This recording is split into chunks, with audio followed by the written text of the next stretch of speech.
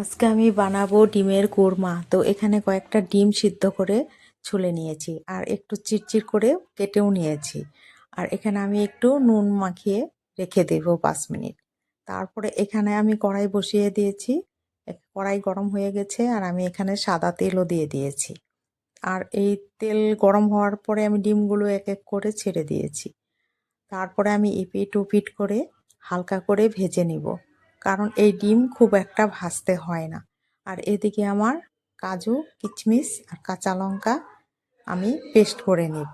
আর সাথে দিয়ে দিব আমি 1 চামচ শুকনা লঙ্কার গুঁড়া, 1 চামচ ধনে গুঁড়ার আর 1 চামচ জিরে গুঁড়া দিয়ে দিব। আর খানিক জল দিয়ে আমি এটা একটা ভালো করে পেস্ট করে নিব। আর এখানে ডিম ভেজে উঠিয়ে রাখা তেলেই আমি গরম মশলা দিয়ে দিলাম, জিরে সাথে জিরে ফোড়ন দিয়ে দিয়েছি আর গরম মশলাও আমি দিয়ে দিলাম। আর এই মশলাটা যখন হালকা লাল হয়ে যাবে তখন বুঝতে পারবো, আর একটা গন্ধও বেরোবে, তখন বুঝতে পারবো যে না মশলাটা ভাজা হয়ে গেছে। আর এখানে আমি 2টা পেঁয়াজ, আদা আর একটু রসুন, 2-3 কোয়া রসুন ভালো করে পেস্ট করে তেলে দিয়ে দিয়েছি। এটা ভেজেও নিলাম, কারণ রসুন পেঁয়াজের একটা গন্ধ আছে তো কাঁচা, ওটা যখন চলে যাবে তখন আমি বাকি মশলা যে পেস্ট করে রেখে দিয়েছিলাম ওটা আমি দিয়ে দিলাম। তো আমি সব মশলা একসাথে ভালো করে মিশিয়ে নেড়ে চেড়ে ভেজে নিলাম। যখন মশলাটা হয়ে যাবে তখন বুঝতে পারবো মশলা থেকে তেলটা ছেড়ে আসবে। আর তখন ওই মুহূর্তেই আমি 1 গ্লাস দুধ দিয়ে দিব। আর দুধটা এই মশলার সাথে মিশতে একটু সময় লাগে, কারণ এটা তো বাদাম বাটা, সহজে মিশতে চায় না। তো ভালো করে আমি নেড়ে চেড়ে এটা মিশিয়ে দিব।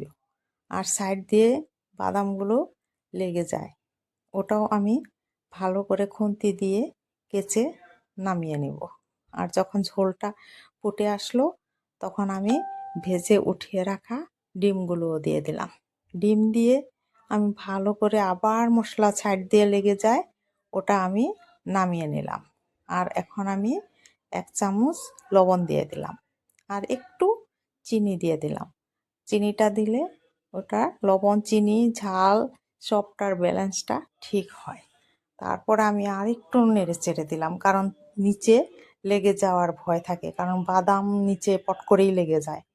তারপরে আমি ভালো করে নেড়ে চেড়ে আবার ঝোলটা ফুটিয়ে নিলাম। ফোটানো হয়ে গেছে। এখন আমি 4-5টা কাঁচা লঙ্কা দিয়ে দিলাম, কারণ কাঁচা লঙ্কা সেন্টটা ভালো লাগে। আর আমার হয়েও গেছে অলরেডি। এখন আমি 1 চামচ ঘি দিয়ে নামিয়ে নিব।